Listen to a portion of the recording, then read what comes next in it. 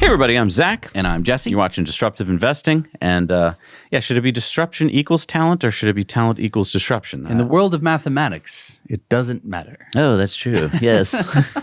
PEMDAS. Disclaimer before we get started, we are not financial advisors. Don't take what we say here as financial advice. Do your own research. Now, when you're looking for one of the key ingredients to starting and growing a disruptive company, I think one of the main ones that gets overlooked is talent. We often focus on the founders of a company. Obviously, they have to have some special traits, usually an insight onto a great idea that people will want. They need to have hard work, grit, not taking no for an answer, understanding business, raising capital. But no matter how good the founders are, at some point as they expand the company, they are going to need more people. And often this is the step where the wheels start to fall off the wagon. So picture this. You've gotten through your first couple of hurdles. You founded a company. You got some seed funding. You start making your product in your garage. You get a prototype working. It's amazing. You track some investors for your next funding round, the funding you need to get out of the garage and move into a real facility where you can hire some engineers and start actually making a production intent version, right?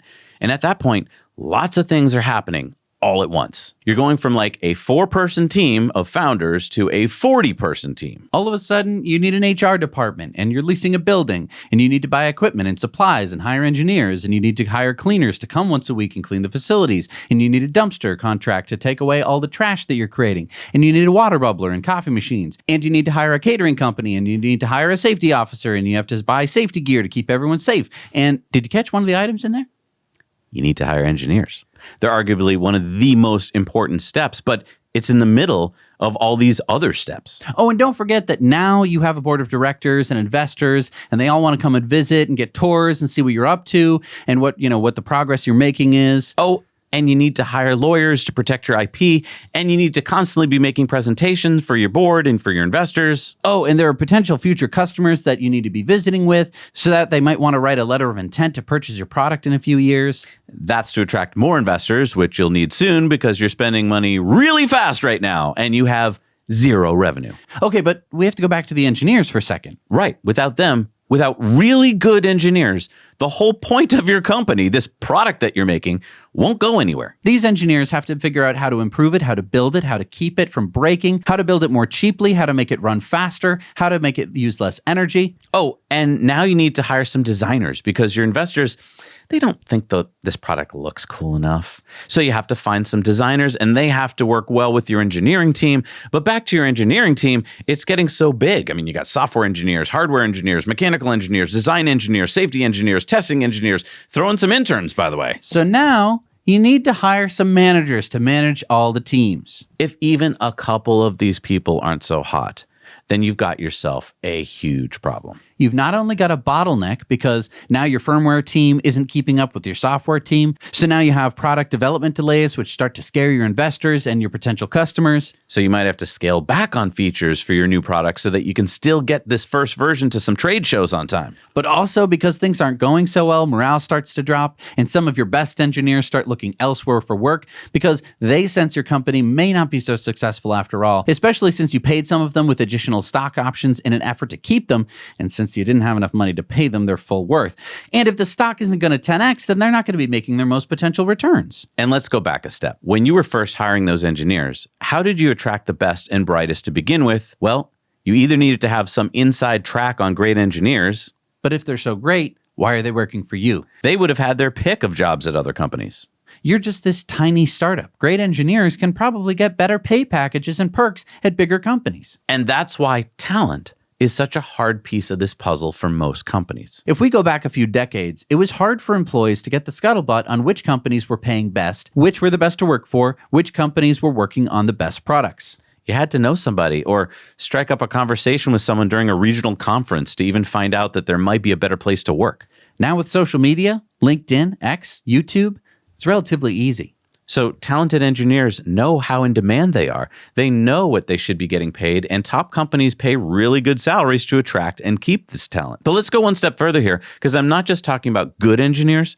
If you want to have a disruptive product, you need really talented engineers. Engineers who work long hours. Engineers who work really well with other people on their team. Engineers who don't do things to take credit, but who really want to accomplish the goals. And you need engineers who can solve problems that seem unsolvable. Because let's face it, if you're disrupting an industry, then by definition, you're doing something that probably has never been done before.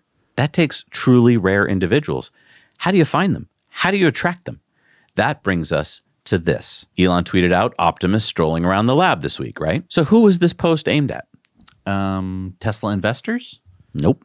It was aimed at recruiting talented engineers. But when companies want to recruit, they usually put out flashy marketing videos and websites talking all about, come work for our team and have an exciting career. That's what this post was, except it speaks the language of really smart, talented people. Look, if you're a talented engineer, then you go to bed at night thinking about what you'd like to contribute to the world. You know deep inside that you can do amazing things, but you need to be on a team with other amazing people if you want to really create something amazing. Yeah, and I wanted to stop here for a second. I think a lot of engineers think that that exists in lots of places when they first get started, and then they go out into the real world, they work for a company like Ford or GM or whatever, and they quickly find out that that's not true, that actually when they come up with good ideas, they're either going to be stifled or they're going to be put into some committee machine, like a big sausage machine that's like nothing ever gets done. Elon has something that all really talented people want. He has companies, Tesla, SpaceX, Neuralink, Boring Company, XAI, X, that are doing incredible things in their fields. You have Tesla, the largest fleet of electric vehicles in the world, the safest, sexiest, most efficient, quickest, self-driving, not to mention their energy division making grid-scale batteries, solar roofs, and now humanoid robots. SpaceX, the only company with reusable rockets,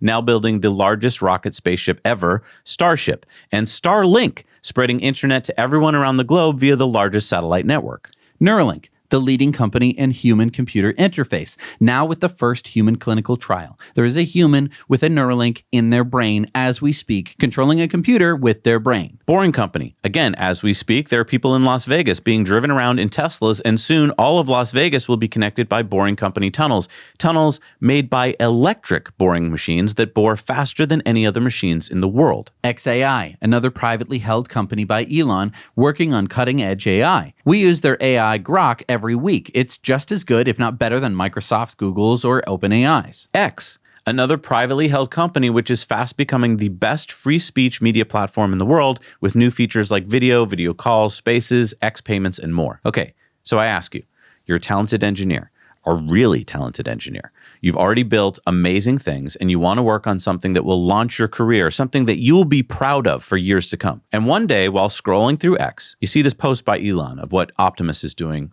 right now in the lab. Tesla's robot is already walking. Very human-like, I might add, without a tether, using its own autonomous camera system to walk around the lab, and you go, holy crap, Tesla did this in just a couple years? I don't want to work for Boston Dynamics, which hasn't even advanced their dog Spot in like 5 years? Tesla's Optimus wasn't pre-programmed to do this. It's using neural net training to learn from its eyes like humans do. That's where I want to work. If engineers all over the world are applying to Elon's companies, then Elon has a huge supply of the best talent to choose from. Elon gets to skim off the top the best engineers on the planet to work on these amazing challenges. So you take this formula, an amazing genius founder, Elon, who has no fear, tremendous grit, and perseverance, never takes no for an answer. Elon now has this superhuman ability to attract the best talent on Earth for all of his companies. Is it any wonder that he is simultaneously disrupting transportation, energy, insurance, tunnels, robots, space, media, and AI? Why do you think we chose to dedicate our lives to reporting on Elon every week for the past 390 weeks? Once we got our hands on one of Elon's products, our Model X back in 2016, we quickly realized that this was not another car. This was something on another level.